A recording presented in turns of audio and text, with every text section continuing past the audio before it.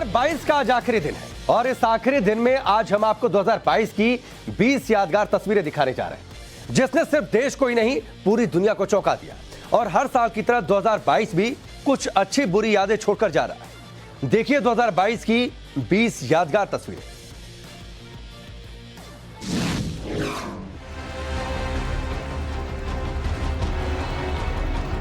देश के दिल राजधानी दिल्ली के महरौली में सनसनीखेज श्रद्धा वाकर हत्याकांड ने लोगों को खौफजदा कर दिया।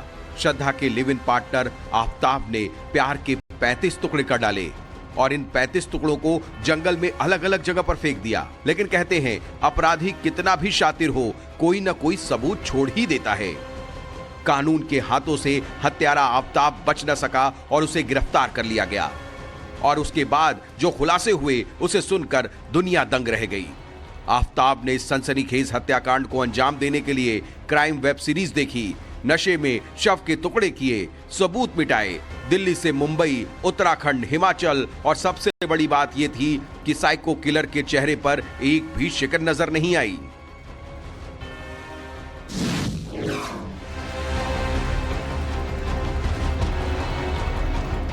साल के आखिर में तुनिशा शर्मा की मौत ने पूरे देश को हिला कर रख दिया। एक्ट्रेस तुनिशा शर्मा का मेकअप रूम में फंदे से लटका शव मिला और इस मौत के लिए तुनिशा के एक्स बॉयफ्रेंड और को एक्टर सिजान खान को जिम्मेदार ठहराया गया। वहीं इस केस की जांच आगे बढ़ते बढ़ते सिजान के परिवार तक पहुंच गई। अब सुसाइड का केस हत्याकांड के शक के दायरे में आ गया है। तुनिशा की मां ने सिजान के साथ साथ उसके परिवार पर आरोप लगाया है कि सिजान की वजह से तुनिशा के बर्ताव में कई बदलाव आने लगे थे। तुनिशा अपने परिवार से दूर होने लगी थी।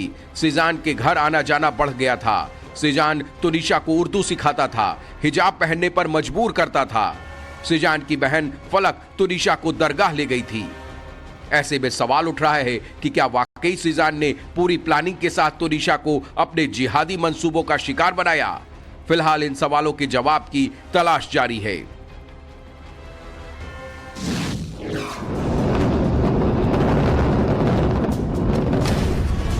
नोएडा में भ्रष्टाचार का ट्विन टावर चंद सेकंड में ध्वस्त हो गया।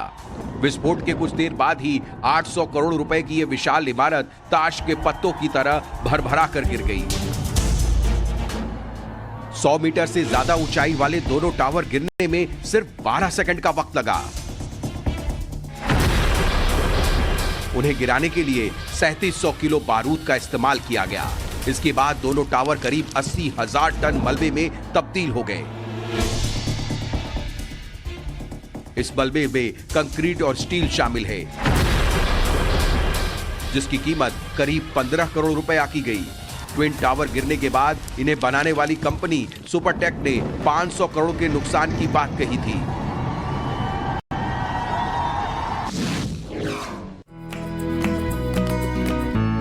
सत्रह सितंबर 2022 को ग्वालियर के एयरबेस पर नामीबिया से चले 8 चीतों को विमान से उतारा गया। कुछ ही घंटों के बाद श्योरपुर के कूनोम ने प्रधानमंत्री नरेंद्र मोदी ने चीतों को पिंजरों से रिहा किया। 70 साल बाद भारत की धरती पर चीतों के कदम पड़े। अब वे 8 चीते कूनों को अपना घर मान चुके हैं, लेकिन उन पर नजर रखी जा रही है। जानकारी के मुताबिक आने वाले साल यानी 2023 में चीतों का कुनबा बढ़ने वाला है।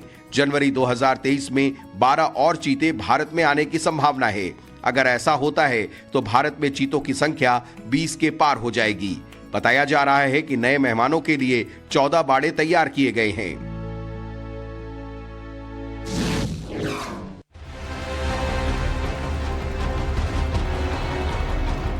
पंजाबी सिंगर सिद्धू मूसेवाला की हत्या ने पूरी दुनिया को सन्न कर दिया। मूसेवाला की थार कार पर उसके गांव जवाहर के पास अचानक 20 से 30 राउंड अंधाधुंध फायरिंग की गई, जिसमें से 19 गोलियां मूसेवाला के शरीर में घुस गईं। पोस्टमार्टम रिपोर्ट में सामने आया कि गोली लगने के बाद सिद्धू मूसेवाला को बहुत ज्यादा ब्लीडिंग हुई, जिससे उसकी मौत हो गई। साथ ही ये भी जानकारी सामने आई कि मूसेवाला के शरीर के दाहिने हिस्से में अधिकतर गोलियां लगी थीं। फायरिंग में मूसेवाला की पसलियां टूट गई थीं और लीवर फट गया था। चोट की वजह से उसकी दाहिनी कोहनी भी टूट गई। इतना ही नहीं, मूसेवाला के सिर से एक गोली भी बरामद हुई। वहीं कनाडा के गैंगस्टर गोल्डी बराड ने एक फेसबुक पोस्ट में मूसेवाला हत्याकांड की जिम्मेदारी ली, जिसे गैंगस्टर लॉरेंस बिश्नोई का करीबी जाना जाता है।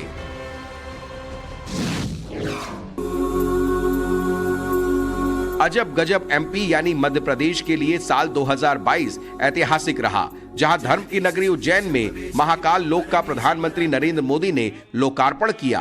पीएम मोदी ने धार्मिक नगरी उज्जैन पहुंचकर सबसे पहले बाबा महाकाल की पूजा अर्चना की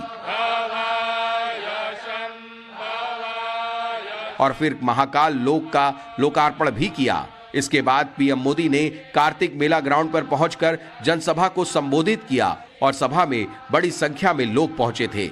इस मौके पर प्रधानमंत्री के साथ राज्यपाल मंगू भाई पटेल, सीएम शिवराज सिंह चौहान और केंद्रीय मंत्री ज्योतिरादित्य सिंधिया भी मौजूद रहे थे। सफलता के कई रिकॉर्ड्स को ध्वस्त कर दिया।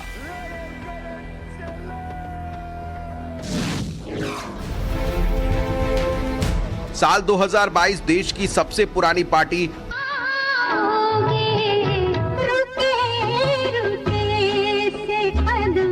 लता ताई का 6 दशकों तक संगीत की दुनिया में एक छत्र राज रहा। उन्होंने जिंदगी में तमाम उपलब्धियां हासिल की।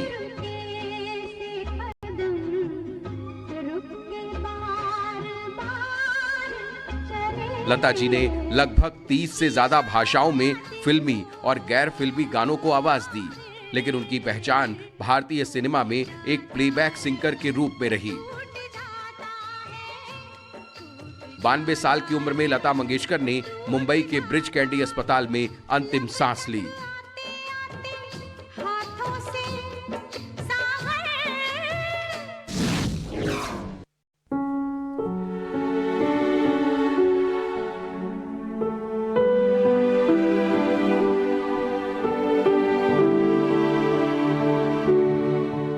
साल 2022 में यूके की महारानी भी इस दुनिया को छोड़कर चली गई।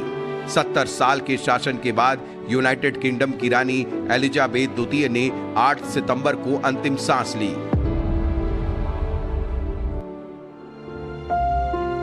क्वीन एलिजाबेथ ब्रिटेन पर लंबे समय तक राज करने वाली रानी थी। ब्रिटेन की महारानी के पद पर उनकी ताजपोशी साल 1952 में हुई थी और वे इस पद पर 70 साल तक बनी रहीं। सिर्फ 25 साल की उम्र में ब्रिटेन की राजगद्दी संभालने वाली एलिजाबेथ ने 3 बार भारत का दौरा किया था। साल 1961, 1983 और 1997 में वे भारत आई थीं। उनके निधन पर भारत सरकार ने 11 सितंबर को एक दिन का राष्ट्रीय शोक का भी ऐलान किया था।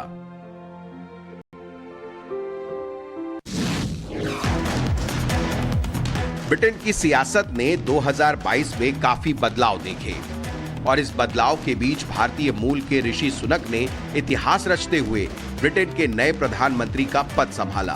कंजर्वेटिव पार्टी ने चुनाव के बाद लिज ट्रस को प्रधानमंत्री चुना था, लेकिन गलत आर्थिक नीतियों से ब्रिटेन की अर्थव्यवस्था मुसीबत में फंस गई। महज 45 दिनों के अंदर लिज ट्रस को पीएम पद से इस्तीफा देना पड़ा, जिसके बाद भारतीय मूल के ऋषि सुनक का प्रधानमंत्री बनने का रास्ता साफ हो गया। ऋषि सुनक ब्रिटेन का पीएम बनने वाले पहले हिंदू और भारतीय हैं।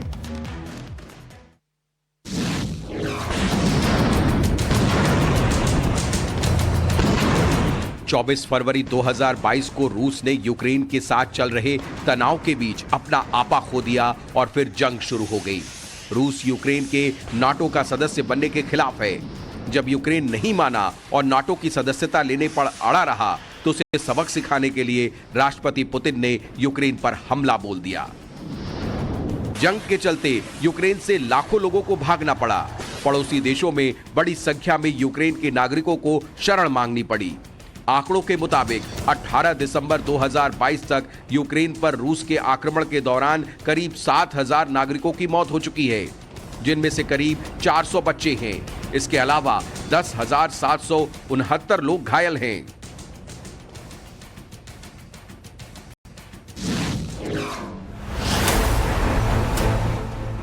दुनिया को जानलेवा वायरस की भट्टी में झोंकने वाले चीन में कोरोना वायरस फिर लौट आया है। कोरोना ने चीन में कोहराम मचा रखा है और वहां से सामने आ रही तस्वीरें बेहद डराने वाली हैं। और तो और अब WHO ने चीन से कोरोना के आंकड़ों का डाटा मांग लिया है। चीन के शंघाई समेत कई जगहों से कोरोना विस्फोट की ये भयावह तस्वीरें लगातार सामने आ रही हैं। चीन पूरी दुनिया के सामने इस बात को दोहराता रहा है कि उसके यहाँ कोरोना पर कंट्रोल है, हालात बेकाबू नहीं है, लेकिन ये तस्वीरें ड्रैगन के देश की हकीकत बताने के लिए काफी हैं। शमशान में लंबी लंबी कतारें लगी हैं, क्वारंटीन सेंटर मुर्दाघर में तब्दील हो गए हैं। एक रिपोर्ट के मुताबिक कोरोना से चीन में रोज 8,000 से 9,000 लोगों की मौत हो रही है।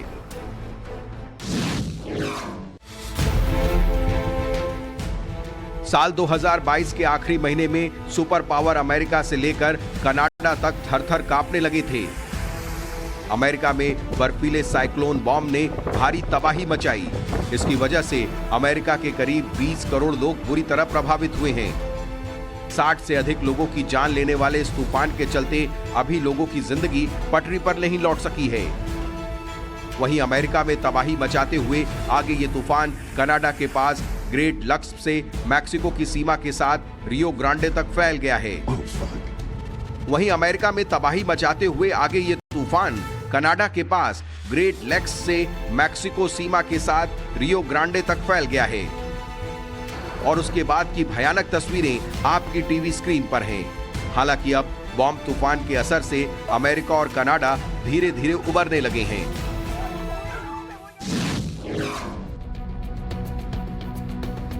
साल 2022 में पाकिस्तान के पूर्व प्रधानमंत्री इमरान खान पर फायरिंग की खबर ने भी खूब सुर्खियां बटोरी। लॉन्ग मार्च को लेकर इस्लामाबाद की ओर बढ़ रहे इमरान पर गुजरावाला के अल्लाह वाला चौक पर हमला हुआ। एक शख्स ने उनके कंटेनर पर उस वक्त फायरिंग की जब वो समर्थकों को संबोधित कर रहे थे। गोलीबारी की आवाज से रैली में हड़कंप मच गया और कई लोग घायल हो गए। हमलावर ने कंटेनर के नीचे से ऊपर की ओर फायरिंग की थी, इसीलिए गोलियां पीटीआई नेताओं के पैर में लगीं। शख्स ने कई गोलियां चलाईं जिससे इमरान खान समेत कई लोग घायल हुए थे। हालांकि अब जांच में सामने आ रहा है कि इमरान खान की रैली पर हुआ हमला सुनियोजित था, जिसका खुलासा पाकिस्तान की संयुक्त जांच टीम ने किया है।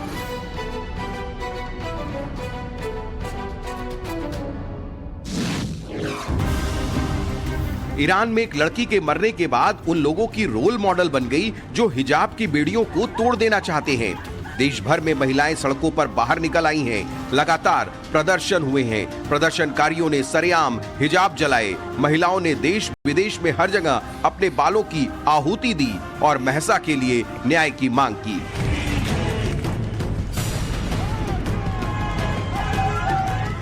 दरअसल महसा अमीनी ने अपने परिवार के साथ तेहरान गई थी तो वे नैतिक पुलिस की नजरों में आ गईं। जब महसा तेहरान में मेट्रो से सवारी करने वाली थी तभी पुलिस ने उन्हें हिरासत में ले लिया। उन पर सही तरीके से हिजाब नहीं पहनने का आरोप था। इस हिरासत के बाद अमीनी कभी वापस नहीं आई।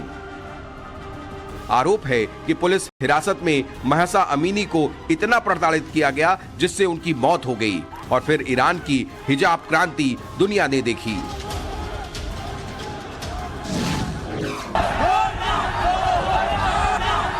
आर्थिक संकट से जूझ रहे भारत के पड़ोसी राज्य श्रीलंका में एक वक्त हालत इतने बिगड़ गए थे कि विद्रोहियों ने राष्ट्रपति भवन पर कब्जा कर लिया था। भीड़ स्विमिंग पूल से लेकर किचन बेडरूम तक घुस गई थी। राष्ट्रपति भवन के अंदर जो तस्वीरें और वीडियो सामने आए थे उनमें प्रदर्शनकारी खूब हुड़दंग मचाते हुए दिखे थे। Swimming pool, kitchen, bedroom, lawn सब जगह प्रदर्शनकारियों ने कब्जा कर रखा था। सोशल मीडिया पर सामने आए वीडियोस में बड़ी संख्या में प्रदर्शनकारी राष्ट्रपति भवन के अंदर नाचते, गाते, शोरगुल मचाते नजर आए थे। भीड़ ने राष्ट्रपति भवन को पूरी तरह से कब्जे में ले लिया था। वीडियोस में प्रदर्शनकारी राष्ट्रपति भवन के अंदर बने स्विमिंग पूल में नहाते हुए भी देखे गए थे।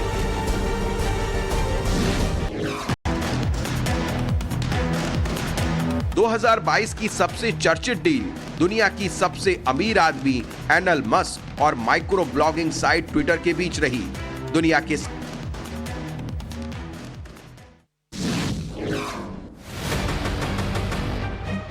नॉर्थ कोरिया के सुप्रीम लीडर और तानाशाह किम जोंग अपनी हरकतों की वजह से अक्सर चर्चा में रहते हैं, लेकिन इस बार उनकी चर्चा की वजह बनी बेटी की तस्वीर। पहली बार अपनी बेटी के साथ दुनिया के सामने आए। सरकारी मीडिया ने दोनों की फोटो जारी की। तस्वीर में दिख रहा था कि किम की बेटी उनके करीब एक सफेद जैकेट पहनकर खड़ी है। उसने किम का हाथ पकड़ रखा है। इस दौरान किम अपनी बेटी को दुनिया की तबाही का सामना यानी सैन्य हथियार दिखा रहे थे और मिसाइल टेस्ट के दौरान किम की बेटी के साथ थे।